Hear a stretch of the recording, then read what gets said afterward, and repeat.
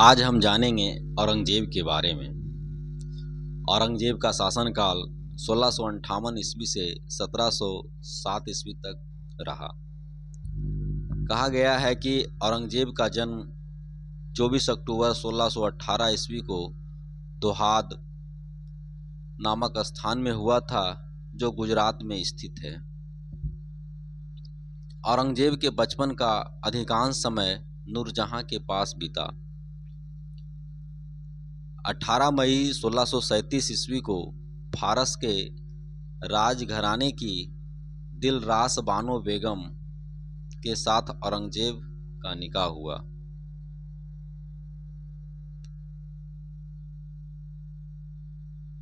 आगे देखते हैं कि आगरा पर कब्जा कर जल्दबाजी में औरंगजेब ने अपना राज्याभिषेक अब्दुल मुजफ्फर मुइनुद्दीन मोहम्मद औरंगजेब बहादुर आलमगीर बादशाह गाजी की उपाधि से 31 जुलाई 1658 को करवाया।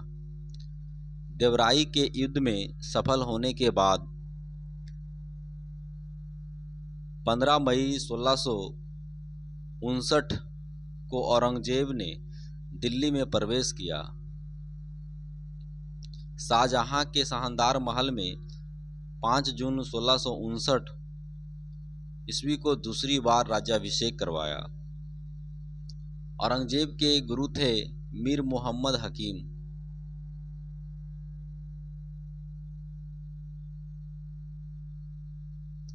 आगे हम देखते हैं कि औरंगजेब सुन्नी धर्म को मानता है। उसे जिंदा पीर कहा गया है। जयसिंह एवं शिवाजी के बीच पुरंदर की संधि 22 जून 1665 ईस्वी को संपन्न होती है। मई 1666 ईस्वी को आगरा के किले के दीवान ए आम में औरंगजेब के समक्ष शिवाजी उपस्थित हुए। यहाँ शिवाजी को कैद कर जयपुर भवन में रखा गया। इस्लाम नहीं स्वीकार करने के कारण सिखों के 9वें गुरु तेग बहादुर की हत्या औरंगजेब ने 1675 ईस्वी में दिल्ली में करवा दी।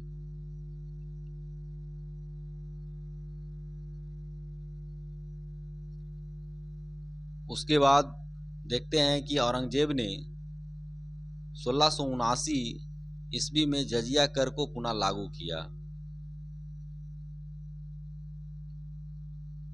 जजिया कर का मतलब होता है यह गैर मुस्लिमों से लिया जाने वाला कर था। जजिया कर जो था यह गैर मुस्लिमों से लिए जाने वाला एक कर था, किंतु ब्राह्मण, संत, वृद्ध, निर्धन, पागल, अल्पवयस्क व स्त्रियों से यह नहीं लिया जाता था। भारत में सर्वप्रथम मीर कासिम ने 712 ईस्वी में सिंध विजय के बाद जजिया की वसूली प्रारंभ की। फिरोज तुगलक ने ब्राह्मणों से भी जजिया वसूल किया। मुगल काल में बाबर एवं हुमायूं के काल में जजिया प्रचलित थी, किंतु अकबर ने 1564 ईस्वी में इसे बंद कर दिया था।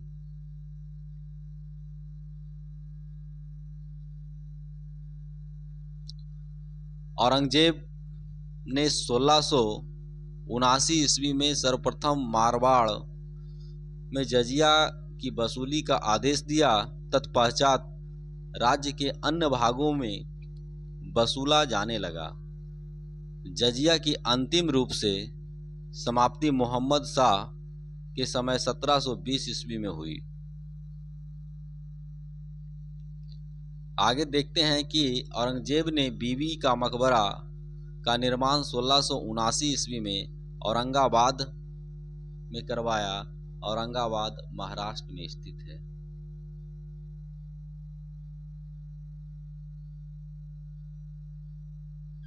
उसके बाद औरंगजेब के समय हुए जाट विद्रोह का नेतृत्व गोकुला एवं राजा राम ने किया था। 1670 ईस्वी में तिलपत की लड़ाई तिलपत की लड़ाई में जाट परास्त हुए। गोकुल को मौत का घाट उतार दिया गया। इसके बावजूद जाटों ने 1685 ईस्वी में राजा राम के नेतृत्व में पुनः विद्रोह किया। इन जाटों ने सिकंदरा में स्थित अकबर के मकबरे को भी लूटा। भरतपुर राजवंश की नींव औरंगजेब के शासनकाल में जाट नेता एवं राजा राम के भतीजा चूड़ामन ने डाली।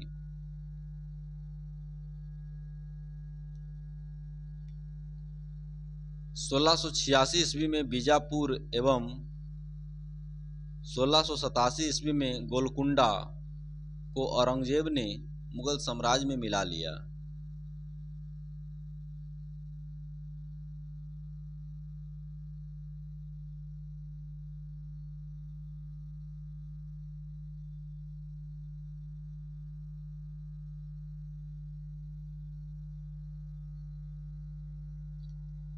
आगे देखते हैं, मदना एवं अकना नामक ब्राह्मणों का संबंध गोलकुंडा के शासक अब्बुल हसन से था।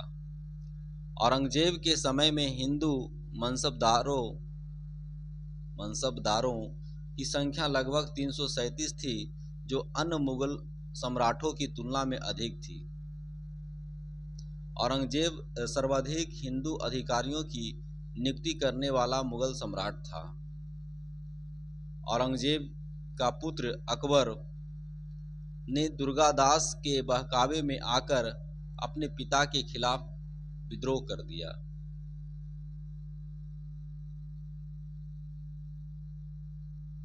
औरंगजेब ने कुरान को अपने शासन का आधार बनाया। इसने सिक्के पर कलमा खुदवाना, नवराज त्योहार मनाना, भांग की खेती करना, गाना बजाना, झरोखा दर्शन, तुलादान प्रथा। इस प्रथा में सम्राट को उसके जन्मदिन पर सोने, चांदी तथा अन्य वस्तुओं से तौलने की प्रथा थी। हिंदू राजाओं के माथे पर अपने हाथ से तिलक लगाना, जिसे अकबर ने प्रारंभ किया था, सती प्रथा आदि पर प्रतिबंध लगा दिया।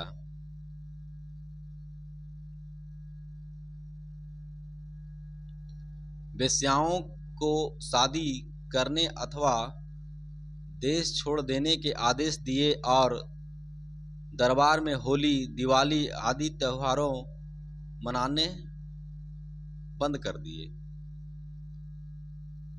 औरंगजेब ने दरबार में संगीत पर पाबंदी लगा दी तथा सरकारी संगीतों को अवकाश दे दिया गया। भारतीय शास्त्रीय संगीत पर फारसी में सबसे अधिक पुस्तकें औरंगजेब के ही शासनकाल में लिखी गई। औरंगजेब स्वयं बीना बजाने में दक्ष था।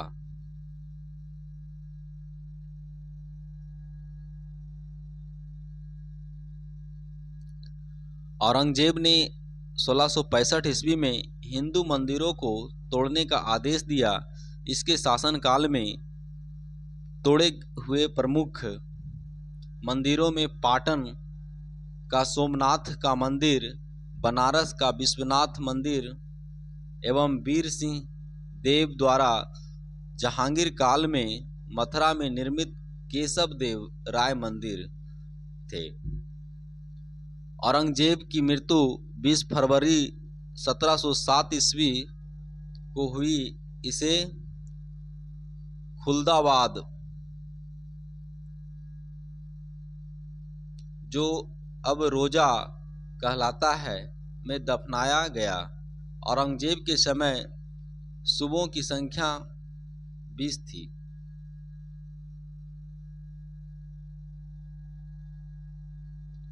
आगे देखते हैं कि औरंगजेब दारुल हरवा जो काफिरों का देश को दारुल इस्लाम, इस्लाम का देश में परिवर्तित करने को अपना महत्वपूर्ण लक्ष्य मानता था। नोट: औरंगजेब के शासनकाल में मुगल सेना में सर्वाधिक हिंदू सेनापति थे। फ्रांसीसी यात्री